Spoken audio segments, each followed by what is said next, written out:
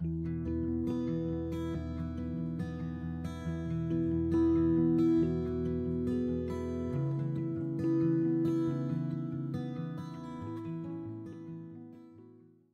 ça va être un culte un petit peu spécial. On va avoir une cérémonie de baptême. Ça veut dire que ce matin, on va aussi avoir l'occasion d'écouter 5 témoignages de personnes qui ont demandé le baptême. Et c'est vrai que c'est toujours un sujet de joie particulier d'entendre ce que le Seigneur a fait dans la vie de nos frères et sœurs. Donc soyez les bienvenus aussi en particulier si faites partie de la famille ou d'amis de ces baptisés et que c'est peut-être la première fois que vous venez, soyez les bienvenus. En introduction, j'aimerais lire un extrait du psaume 145 à partir du verset 8. L'Éternel fait grâce. Il est rempli de compassion. Il est lent à la colère et plein de bonté. L'Éternel est bon envers tous, sa compassion s'étend à toutes ses œuvres. Toutes tes œuvres te loueront, Éternel, et tes fidèles te béniront. Ils diront la gloire de ton règne, ils proclameront ta puissance, pour faire connaître aux hommes ta puissance et la splendeur glorieuse de ton règne. Ton règne est un règne éternel et ta domination subsiste dans toutes les générations. L'Éternel fait grâce.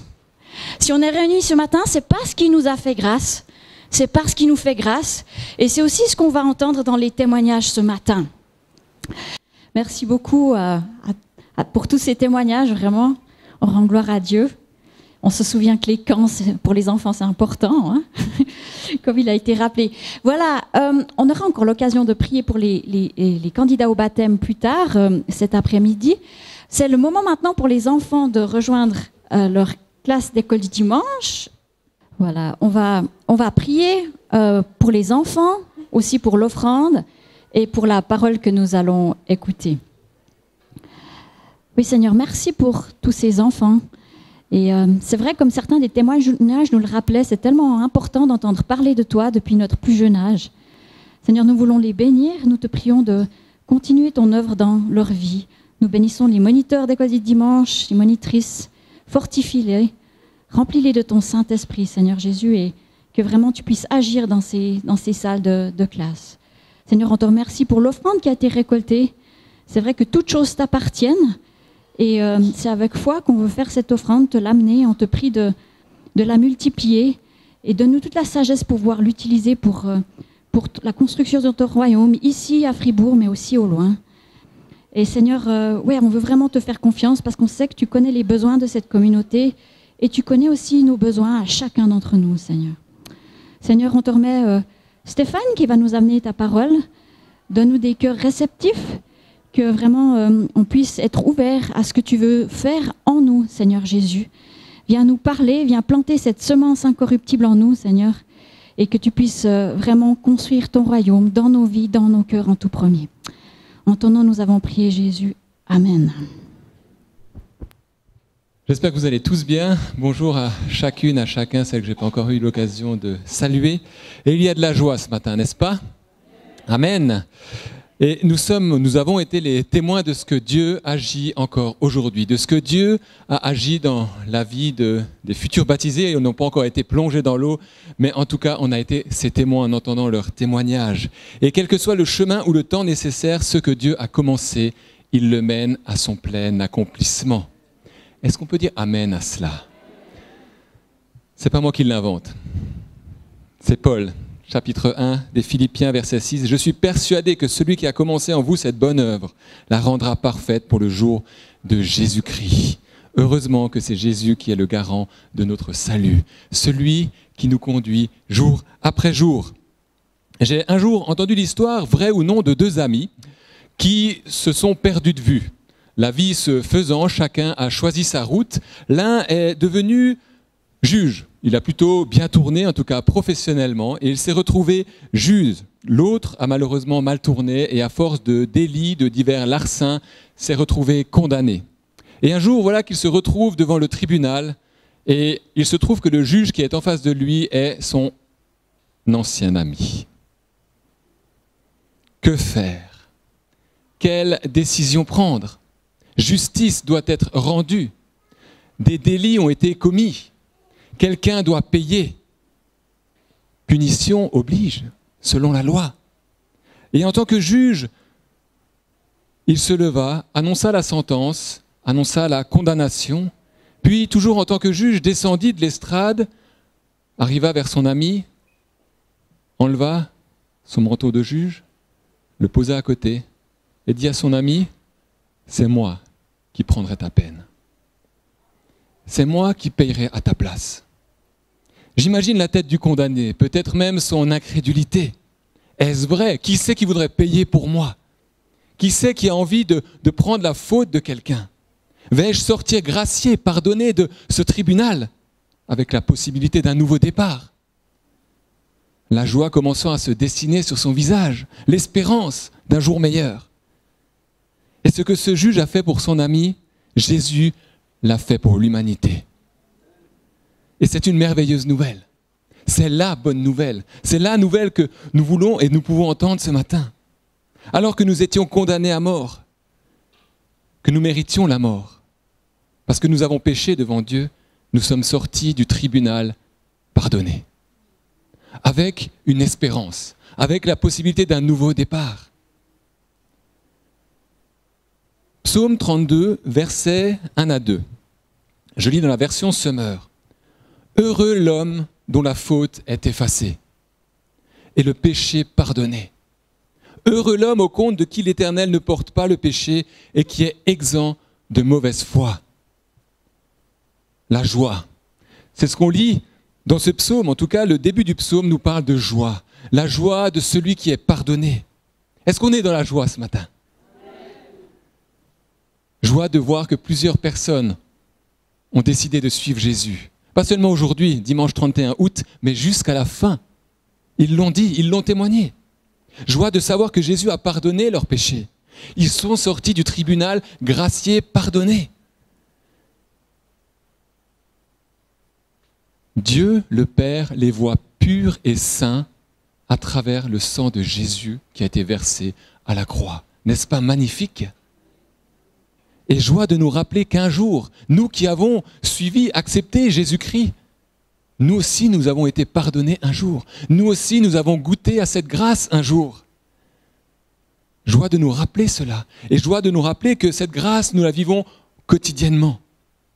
Alors pour faire un rapide résumé, tout être humain est privé de la gloire de Dieu. C'est la parole de Dieu qui nous l'enseigne. À cause du péché d'Adam dans le jardin d'Éden, le péché d'Adam et Ève qui ont décidé de faire sans Dieu.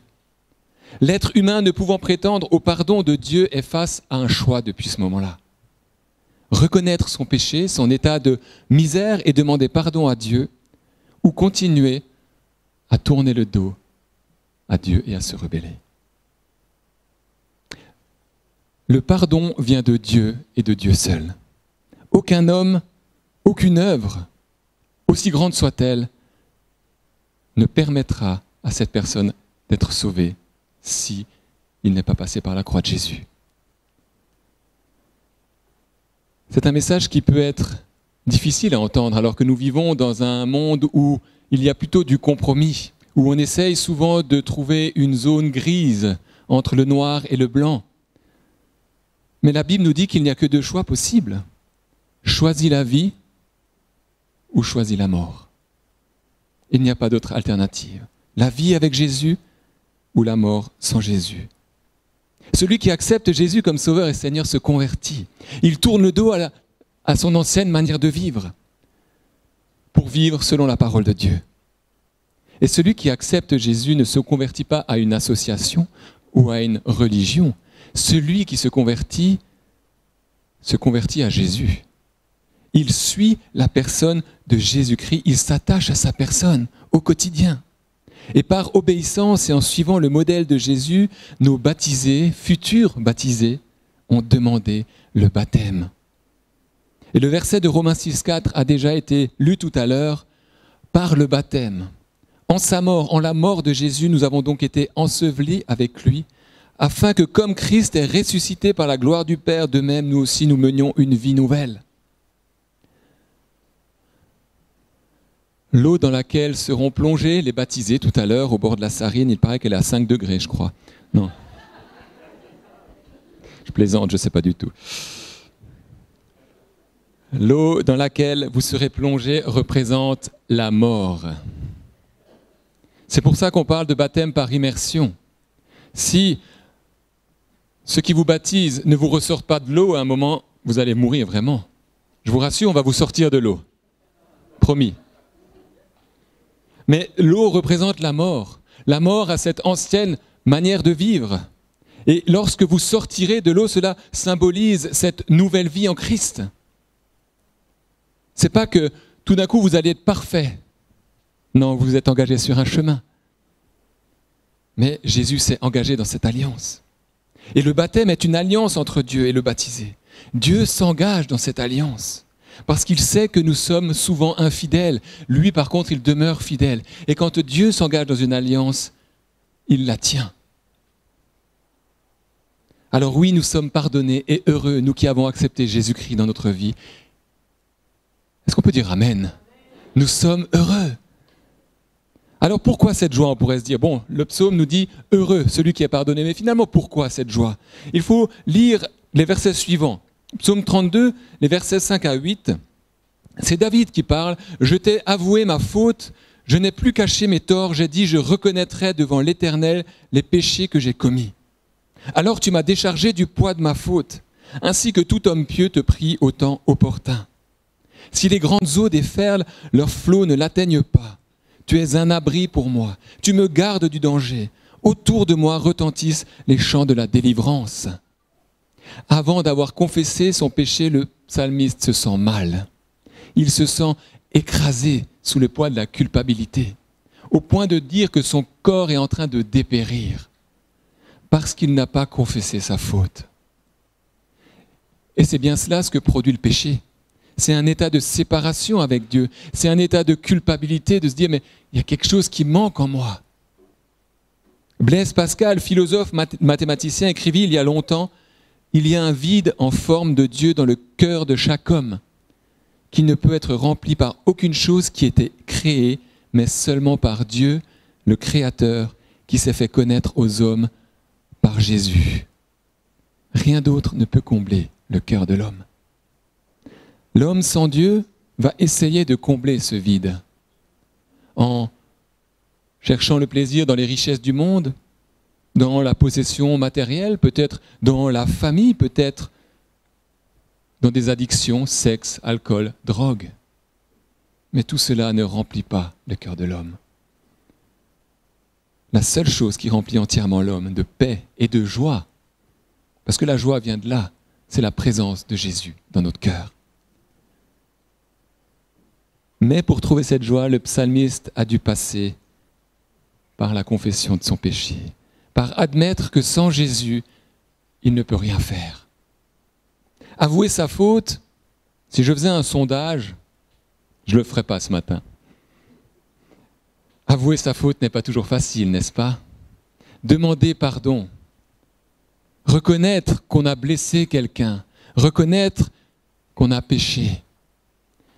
Parce que cela nécessite de mettre à la lumière des parties de nous-mêmes qu'on préférait laisser au fond de la cave.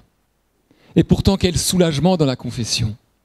Il ne s'agit pas de confesser à tout le monde le dimanche matin, mais déjà de confesser à Dieu, peut-être de confesser à un ami fidèle.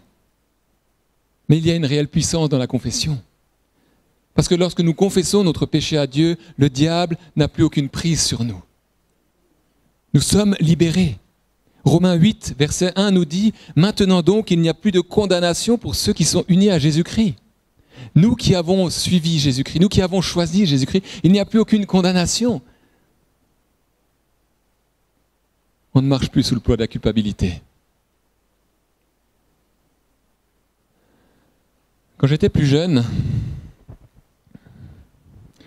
j'avais un goût marqué pour l'électricité. Ça a failli me coûter la vie. Voilà que un jour, j'ai grandi dans un corps de ferme et il y avait encore de ces vieilles prises à 380 volts. Et j'ai eu la merveilleuse idée, je parle vraiment en ironie, la mauvaise idée de tout d'un coup introduire une barre de fer dans une prise de 380 volts. Par la grâce de Dieu, j'ai sauté en arrière. La force de l'électricité a fait que je ne suis pas resté collé à la prise. Aujourd'hui, je ne serai plus là pour en parler sinon. Mais dans tout cela, il y a tout le système du corps de ferme qui a sauté, bien sûr. La sécurité, le disjoncteur, il y a tout qui a sauté. Tout d'un coup, alors que j'ai grandi avec la maison parentale et la maison de mes grands-parents, tout a sauté. Plus d'électricité. Personne ne comprenait. Moi, je savais. Je me suis bien gardé de dire quelque chose. Mais il y a eu des témoins. Et puis mon frère me disait, mais tu dois le dire. Est-ce qu'il m'aurait vendu? Je ne sais pas, peu importe. Il aurait bien fait sur ce coup-là. Mais la culpabilité. Je savais que j'avais fait quelque chose qui n'était pas intelligent. Je suis allé vers mes parents, vers ma maman en l'occurrence, et j'ai avoué ma faute.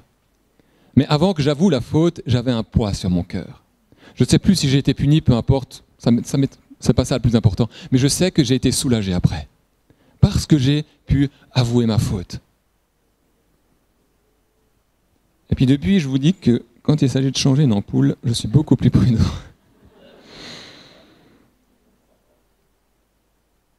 Il n'y a plus aucune condamnation pour celui qui suit Jésus. Ça ne signifie pas pour autant que le chrétien peut vivre comme il l'entend, selon les désirs humains, et de temps en temps demander pardon à Dieu, c'est pas ça. Parce que Dieu demande aux chrétiens de vivre de manière pure, de manière sainte, selon ce que nous enseigne la parole de Dieu, la Bible. Nous devons avoir le péché en horreur, désirer le bannir de nos vies, le confesser lorsque nous tombons, mais aussi nous appuyer sur la grâce de Dieu. Peut-être quelquefois dans les milieux chrétiens, on parle du péché, des choses justement qu'il ne faut pas faire, mais il y a la grâce de Dieu. Et ce que Dieu nous offre en retour est bien plus grand. C'est une vie avec lui, c'est une vie dans la liberté. Alors, amis baptisés, vous êtes libérés, lavés par Jésus, et vous avez été réconciliés par Jésus envers Dieu. Nous lisons dans la Bible, Michée 7, 19, il aura encore compassion de nous. Dieu aura encore compassion de nous. Il mettra sous ses pieds nos iniquités. Tu jetteras au fond de la mer tous leurs péchés. Et un pasteur de rajouter avec un panneau « pêche interdite ». Parce que lorsque nous confessons nos péchés à Jésus, le diable ne peut plus les sortir. Ce qui a été confessé est pardonné et bien pardonné. Nous prendrons tout à l'heure la Sainte Seine, et lorsque nous prenons la Sainte Seine, nous nous remémorons nos vœux de baptême. Pour nous qui avons déjà été baptisés, nous confirmons tout à nouveau notre décision de suivre Jésus, de nous soumettre à lui. Et ce repas que nous prendrons tout à l'heure nous rappelle le sacrifice de Jésus. La Bible dit que lorsque nous prenons le repas du Seigneur, nous annonçons sa mort jusqu'à ce qu'il revienne. Et Paul nous encourage à nous examiner. Lorsque nous nous approchons de la table, à reconnaître que nous avons encore besoin de Jésus. Que c'est lui seul qui est capable de nous transformer sur ce chemin. Que nous pouvons compter sur sa grâce. Lui qui nous aide dans nos faiblesses. J'ai bientôt fini. J'aimerais encore lire le verset 6 du psaume 32, où il est écrit « C'est ainsi que tout fidèle peut te prier au moment convenable. Si de grandes eaux débordent, elles ne l'atteindront pas. » Ce verset parle d'un moment convenable où on pourrait dire un temps de grâce. Et peut-être que certains d'entre nous ce matin sont là pour la première fois, entendent parler de Dieu la première fois, ont entendu une louange à Dieu pour la première fois, et tout d'un coup se disent « Mais effectivement, il y a quelque chose dans ma vie qui n'est pas juste avec Dieu. » Mais il y a un temps de grâce, nous dit la Bible. Il y a un temps de grâce, il y a possibilité de se réconcilier avec Dieu. Et j'aimerais dire qu'il n'y a pas de hasard avec Dieu. Peut-être que tu as été invité, mais il n'y a pas de hasard avec Dieu. Si tu es dans ce lieu, c'est aussi que Dieu t'y a attiré. Alors tant qu'il est encore temps, posons-nous sincèrement la question. Si ma vie devait se terminer un 31 août 2025, je sais, c'est rude, on est dans la joie ce matin, mais sincèrement, si ma vie devait se terminer un 31 août 2025, où est-ce que je vais? Quelle est ma destination? Il y a une espérance, mes amis, une espérance en Jésus. Alors, notre cœur est-il dans la joie parce que notre faute est pardonnée? Ou alors sommes-nous écrasés sous le fardeau de la culpabilité par un péché et le diable qui nous accuse constamment? Il y a de l'espérance ce matin. Et j'aimerais terminer avec l'instruction, où Dieu s'engage à nous instruire. Psaume 32, verset 8, « Tu as dit, je vais t'instruire et t'indiquer le chemin que tu devras emprunter, je serai ton conseiller, mes yeux veilleront sur toi. » Le chrétien s'est engagé sur un chemin à la suivance de Christ, avec Christ pour modèle, comme sauveur, comme Seigneur. Ainsi, le baptême n'est pas une simple case à cocher et comme dans un jeu vidéo, on passe au level suivant. C'est comme un poteau indicateur. On pourrait dire ces poteaux indicateurs lorsqu'on fait de la randonnée en montagne qui nous indiquent le sommet. Et puis un peu plus loin, il y a un autre poteau indicateur qui nous dit il ne reste plus qu'une demi-heure, ainsi de suite. C'est un poteau indicateur, un jalon, une borne qui délimite un avant et un après. Il est le signe visible d'une réalité invisible parce que Dieu s'est engagé dans une alliance avec vous. Et pour avancer sur ce chemin, Dieu a fait une promesse à David, au psalmiste, à nous qui avons suivi Jésus-Christ, qui le suivons. C'est lui-même qui se charge de notre instruction. Et je ne peux que nous encourager à la chercher dans la Bible, la parole de Dieu. C'est tellement important.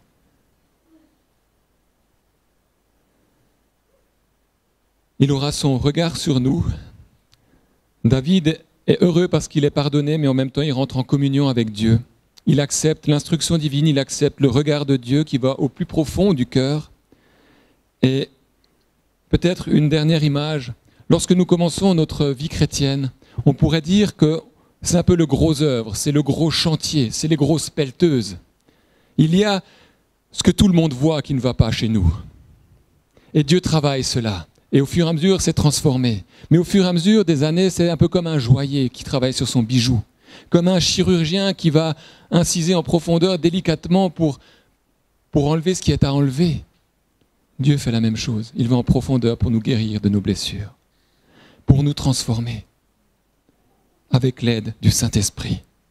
Alors s'il y a quelquefois des défaites, des moments de découragement, j'aimerais nous encourager à nous rappeler que Jésus-Christ a remporté la victoire.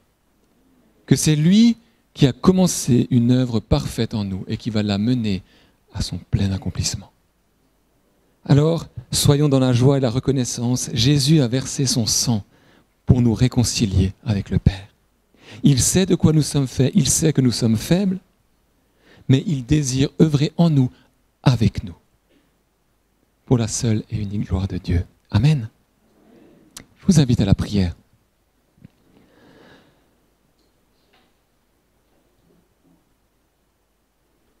Seigneur Jésus, merci pour ta fidélité. Merci Seigneur parce qu'à la croix, tu as dit tout est accompli. Oui, il y a une espérance pour ceux qui se confient en toi. Être chrétien, ça ne signifie pas que la vie sera facile, que la vie sera toujours rose, mais nous avons cette espérance de savoir que tu seras à nos côtés. Et nous te prions particulièrement, Seigneur, pour les baptisés, les futurs baptisés, de les fortifier dans leur foi. De les fortifier dans leur foi. Merci pour ce pas qu'ils ont fait. Merci parce que c'est toi qui les encourages.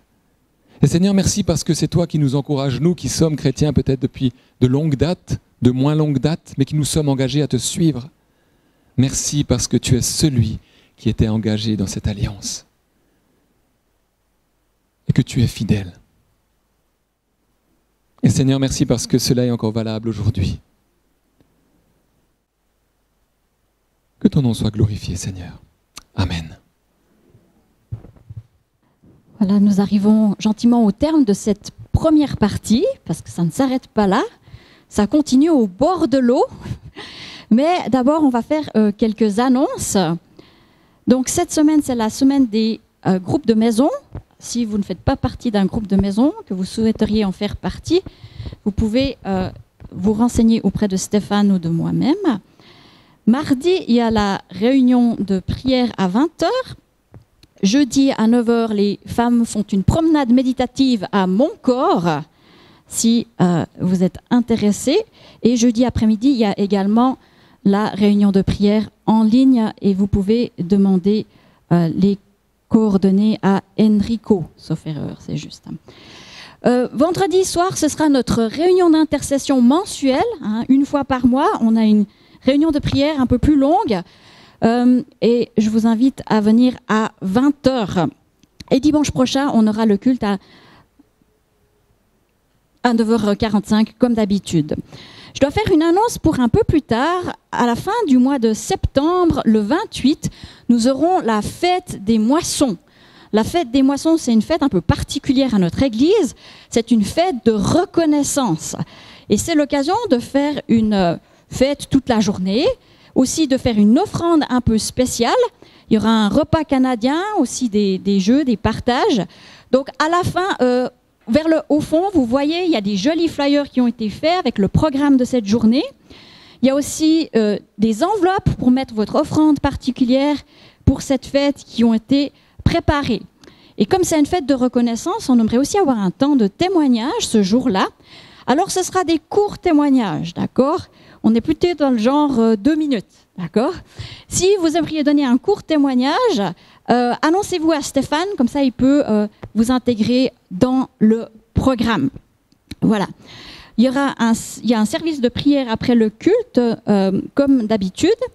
Et il y a encore, avant que je fasse les annonces par rapport à ce qu'on va faire cet après-midi, enfin ce midi, Danilo qui voulait faire une annonce.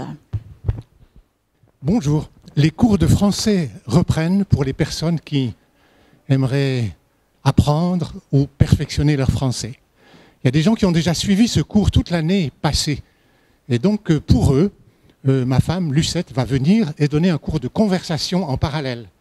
Tandis que moi, je reprends le cours pour les tout débutants, ceux qui doivent apprendre ce que c'est le pain, la maison, le chemin, le riz, les oranges, les pommes, etc. Marcher, se lever, s'asseoir, dire bonjour, dire tu à son ami et dire vous au professeur. Voilà. Ces leçons ont lieu ici, le lundi et le jeudi. Le lundi à 14h, le jeudi à 14h, ça dure 1h30. Tandis que ma femme donnera le cours de conversation seulement le lundi. Mais les cours de français, de grammaire, etc., de vocabulaire, c'est le lundi et le jeudi, 14h, 15h30. Ici, c'est gratuit. Il n'y a pas besoin de s'annoncer si on veut venir. Il n'y a pas besoin de s'excuser si on ne vient pas. Parce que je sais que les requérants d'asile ont parfois des rendez-vous inattendus. Merci beaucoup. Et j'ai oublié de faire cette annonce. Donc, il y a toujours au fond la boîte à questions. Si vous avez des questions, des sujets que vous aimeriez bien qu'on aborde concernant la famille, les enfants, les ados, le couple, profitez, encore quelques semaines. Après, vous aurez passé votre chance.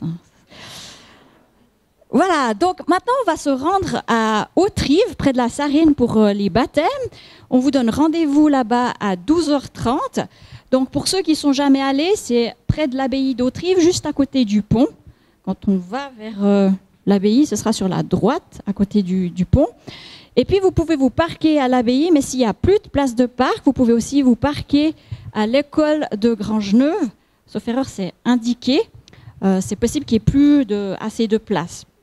Encore un détail, durant ce temps, au bord de la Sarine, faites attention à vos enfants. Les enfants sont vraiment sous la responsabilité des parents. Il n'y a personne qui s'en occupe spécialement. On n'aimerait vraiment pas qu'il y ait un accident. Donc, faites attention à vos enfants. Voilà, je crois que j'ai tout dit.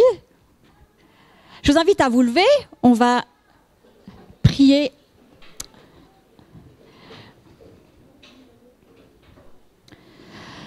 Seigneur, on est reconnaissant pour tout ce qu'on a pu vivre déjà jusqu'à maintenant et ce qu'on va vivre encore par la suite au bord de la Sarine. Seigneur, notre prière, c'est que tu continues ton œuvre dans nos vies. Seigneur, il a été dit que nous sommes passés des ténèbres à la lumière. Tu es cette lumière, tu vis en nous. Et notre prière, c'est que tout au long de cette semaine, les gens puissent voir cette lumière, qu'ils soient attirés par toi, Seigneur, par ce que tu fais dans nos vies, par ta présence dans nos vies, Seigneur Jésus. Seigneur, nous prions que tout ce que nous fassions durant cette semaine soit pour ta gloire, parce que c'est à toi qu'appartiennent le règne, la puissance aux siècles des siècles. Amen. À bientôt, soit au bord de la Sarine, autrement, bon dimanche.